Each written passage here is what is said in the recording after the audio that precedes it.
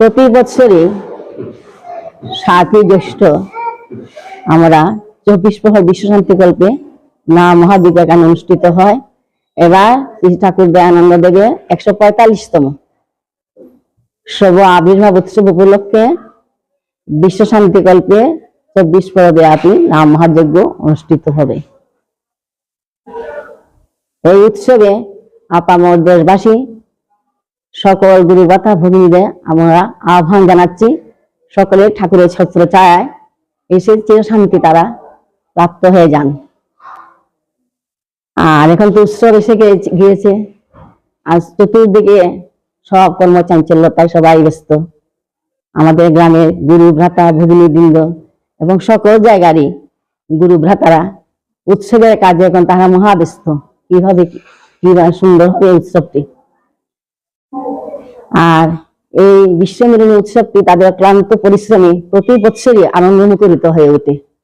তাই ঠাকুরের কাছে প্রার্থনা জানাচ্ছি, ঠাকুর তাহার উৎসব সুন্দরভাবে সম্পন্ন করুন।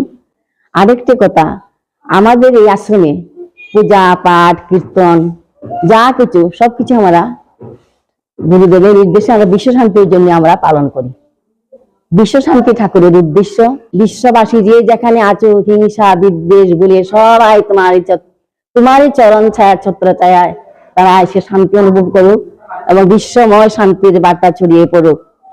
আর এই মহামিলন উৎসবে আমি ঠাকুরের নিকট প্রার্থনা জানাচ্ছি, সবাই আমাদের এই যে আনন্দ আশ্রমে এসে সহযোগিতা করুন এবং নাম কীর্তন অংশগ্রহণ করে আনন্দ, শুধু আনন্দ আনন্দ আপনারা উপলব্ধ করে যান।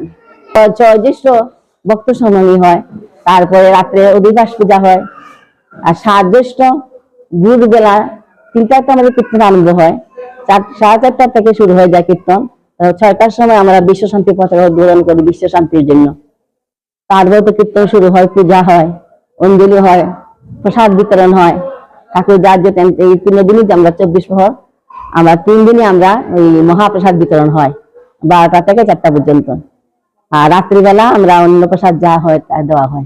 ভক্তরা তো সব জায়গা থেকে আসে, আগরতলা, খোয়াই, শিলচর, করিমগঞ্জ, কলকাতা, গোমু, সব জায়গায় আমাদের গুরু ভ্রাতারা প্রচুর আছে, সব জায়গাতে, গুয়াহাটি, সব জায়গা থেকে আসে।